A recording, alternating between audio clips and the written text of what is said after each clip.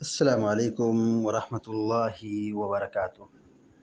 الحمد للہ رب العالمین والعاقبۃ للمتقین والصلاة والسلام علی اشرف الانبیاء والمرسلین نبینا محمد وعلی آلہ وصحبہ اجمعین ومن تبعهم بإحسان إلى يوم الدین اما بعد، فقال اللہ عز وجل اعوذ باللہ من الشیطان الرجیم أم حسبتم أن تدخلوا الجنة ولما يأتكم مثل الذين خلوا من قبلكم مستهم البأساء والضراء وزلزلوا حتى يقول الرسول والذين آمنوا معه متى نصر الله ألا إن نصر الله قريب۔ سورة البقرہ کی آیت نمبر 214 ابھی آپ کے سامنے پڑھی گئی ہے۔ اللہ رب العالمین فرماتا ہے ام حسبتم ان تدخلوا الجنہ، کیا تم یہ گمان کر بیٹھے ہو یا تم یہ سوچتے ہو کہ تم جنت میں یوں ہی چلے جاؤ گے، جنت ایسے ہی تمہیں مل جائے گی۔ ولما یاتکم مثل الذین خلوا من قبلکم مستهم البأساء والضراء، جبکہ ابھی تمہارے پاس وہ حالات نہیں آئے ہیں جو تم سے پہلے کے لوگوں پر وہ حالات پیدا ہوئے تھے، یعنی جو تکلیف تم سے پہلے لوگ جھیل چکے تھے ابھی وہ تکلیف تمہارے پاس نہیں آئی۔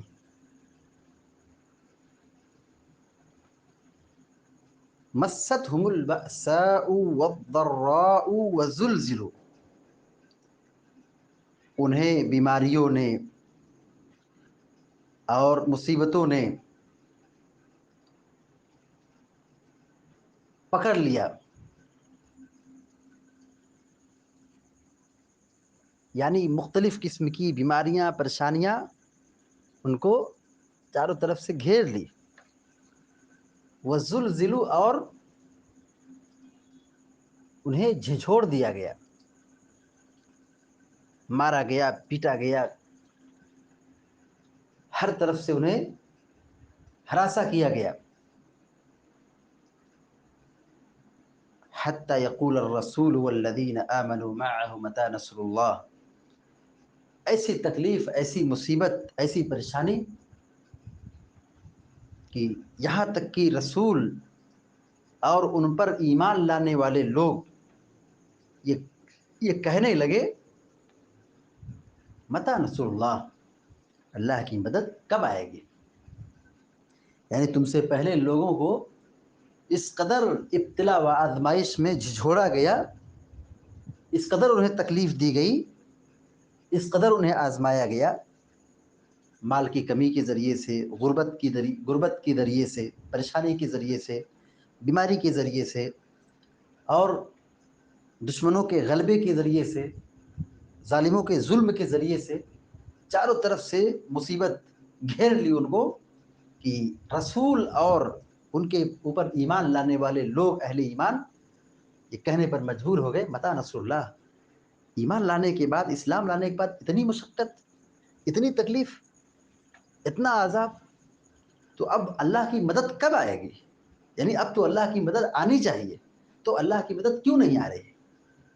حتی یقول الرسول والذین آمنوا متی نصر اللہ والذین آمنوا معه متی نصر اللہ، یہاں تک کہ رسول اور اہل ایمان یہ کہنے لگے کہ اللہ کی مدد کب آئے گی؟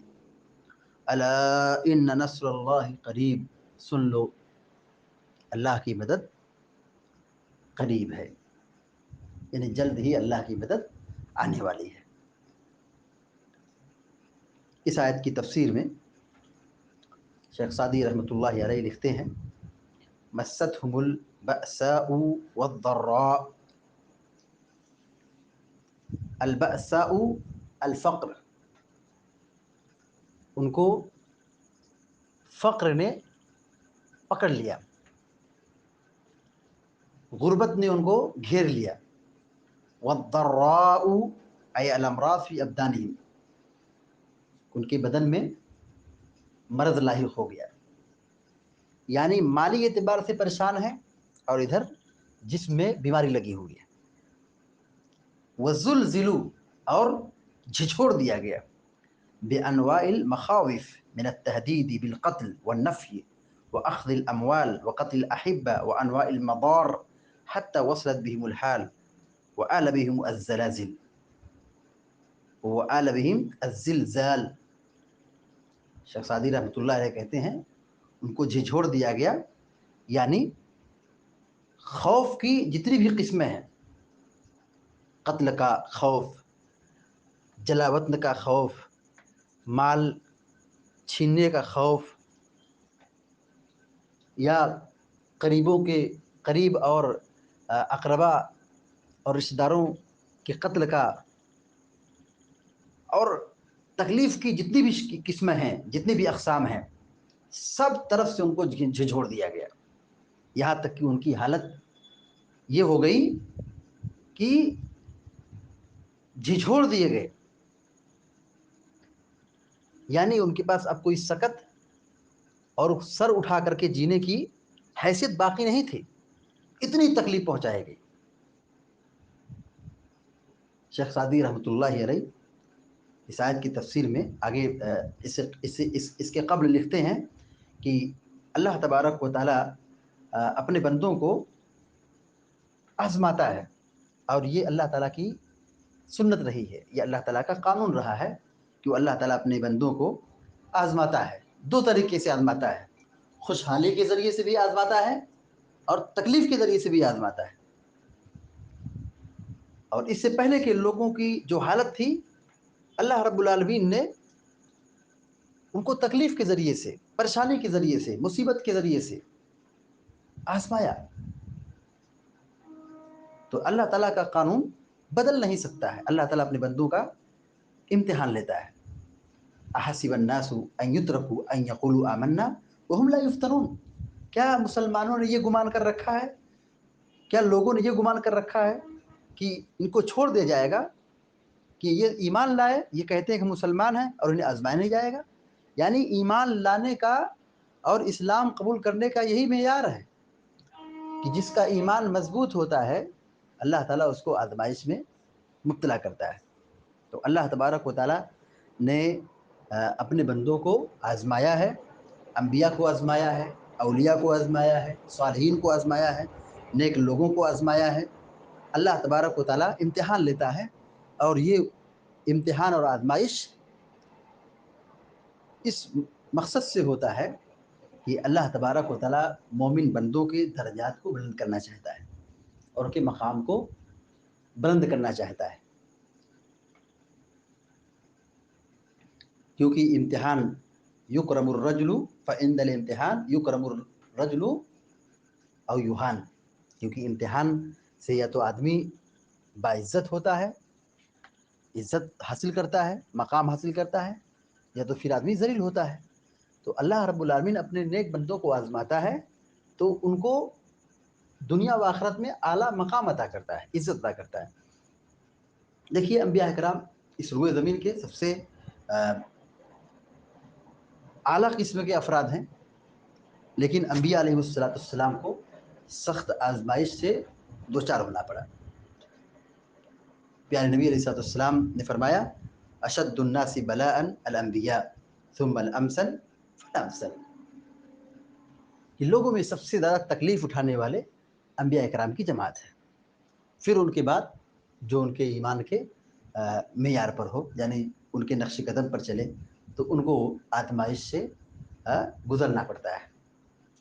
یبتلی الرجل علی حسب دینہ، بعض روایت میں علی قدر دینہ، آدمی کو اس کے ایمان کے اعتبار سے آزمایا جاتا ہے، جس کا ایمان مضبوط ہوتا ہے آزمائش بھی ویسے ہی مضبوط ہوتی ہے، اور اگر ایمان کمزور ہے تو آزمائش بھی ہلکی ہوتی ہے۔ تو اللہ رب العالمین اپنے بندوں کو آزماتا ہے، اور اس آزمائش کی گھڑی میں مومن کو صبر کرنا چاہیے اور دین پر جمے رہنا چاہیے، استقامت اختیار کرنا چاہیے، اور اللہ رب العالمین سے خیر کی امید رکھنا چاہیے۔ دیکھیے مصیبت میں، پریشانی میں آدمی تقدیر کے خلاف گفتگو کر کے یا مصیبت میں واویلا مچا کر کے وہ اللہ تعالیٰ کچھ بگاڑ نہیں سکتا. یعنی جیسے ایک آدمی مصیبت کا مارا ہے، پریشان ہے اور وہ مصیبت سے دوچار ہے، تو اب وہ برا بھلا کہے اللہ تبارک و تعالیٰ کو نعوذ باللہ، تو اللہ تعالیٰ کا کچھ بگاڑ نہیں سکتا ہے. لیکن اگر وہ صبر کرے اور اللہ تعالیٰ سے خیر کی امید رکھے تو اس کی دنیا بھی سنورتی ہے اور آخرت بھی سنورتی ہے. لیکن اگر وہ واویلا مچائے، تقدیر کے خلاف گفتگو کرے، اللہ کی شان میں گستاخی کرے، مصیبت پر صبر نہ کرے، آزمائش پہ صبر نہ کرے، تو اسی کا نقصان ہے، مصیبت اور بڑھتی رہے گی. خباب بن ارت رضی اللہ تعالی عنہ بیان کرتے ہیں کہ ہم لوگ اللہ کے نبی علیہ السلام کے پاس شکایت لے کے گئے. مکی زندگی کا آپ جائزہ لیجئے، مکی زندگی میں صحابہ کرام کو کتنی مشکلات سے دوچار ہونا پڑا. یہ خباب ہیں، خباب بن ارت رضی اللہ تعالیٰ عنہ ہیں کہ ان کو ایمان لانے کی وجہ سے آگ پر سلا دیا جاتا تھا. تو ان کی جسم کی چربی ان کی آگ کو بجھاتی تھی، اتنی تکلیف جھیلے تھے. اللہ کے نبی علیہ السلام پر تشریف لاتے اور کہتے ہیں، اور اس وقت اللہ کے نبی علیہ السلام کعبے کے سائے میں ٹیک لگائے ہوئے بیٹھے تھے. کیا کہا آ کر کے شکایت کرتے ہوئے، کیوں نہیں آپ ہمارے لیے دعا کرتے ہیں، کیوں نہیں آپ ہمارے لیے مدد مانگتے ہیں. یعنی نبی علیہ السلام سے یہ کہتے ہیں کہ ہم لوگ اتنی تکلیف میں ہیں، اتنی پریشانی میں ہیں، تو آپ ہمارے لیے مدد کیوں نہیں طلب کرتے ہیں، ہمارے لیے دعا کیوں نہیں کرتے ہیں. اللہ کے نبی علیہ السلام نے انہیں صبر کی تلقین کی. کیا کہا تم اسی پریشانی پر گھبرا گئے؟ ارے تم سے پہلے کے لوگوں کو زمین میں گڈھا کھود کر کے رکھا جاتا تھا اور پھر آری سے ان کو چیر دیا جاتا تھا، جس سے ان کا جسم 2 حصوں میں تقسیم ہو جاتا تھا، اور لوہے کی کنگھی سے ان کے جسم پر پھیر دیا جاتا تھا، جس سے ان کا گوشت اور ہڈی سے گوشت بالکل جدا ہو جاتا. اتنی تکلیف جھیلنے کے بعد بھی ان کو ان کے دین سے کوئی چیز روکتا نہیں تھا. یعنی وہ دین پر جمے رہتے تھے، صبر کرتے تھے، اللہ تبارک و تعالیٰ کے فیصلے کو مانتے تھے اور دین پر استقامت اختیار کرتے تھے. تم جلد بازی مچا رہے ہو، یاد رکھو کہ اللہ تبارک و تعالیٰ یقیناً جلد اپنے اس دین کو غالب کرے گا. یہاں تک کہ صنعاء سے حضرموت تک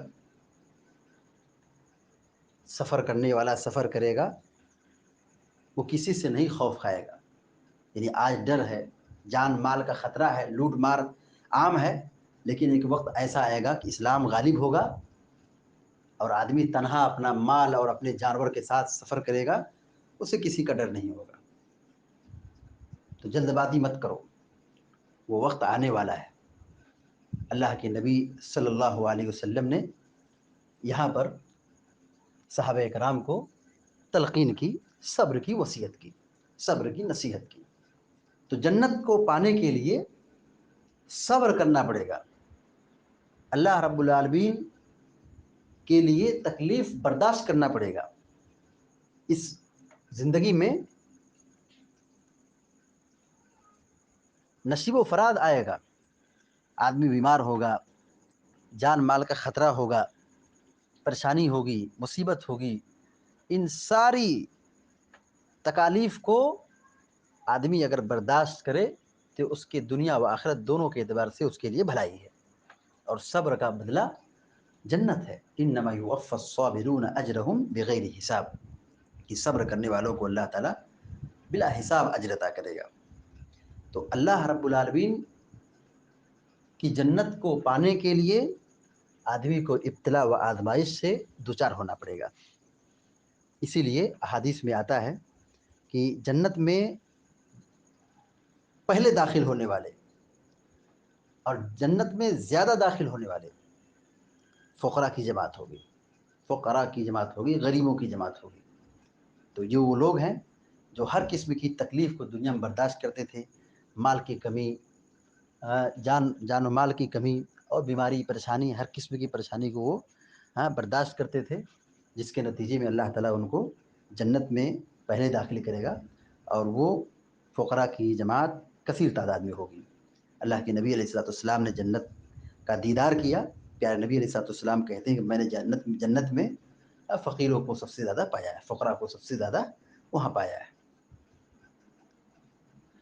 اللہ کے نبی علیہ السلام نے فرمایا الا ان سلعۃ اللہ الغالیہ، الا ان سلعۃ اللہ الغالیہ، سنو اللہ کا سامان بڑا قیمتی ہے، اللہ کا سامان بڑا قیمتی ہے، یعنی اللہ کی جو جنت ہے یہ بہت قیمتی ہے۔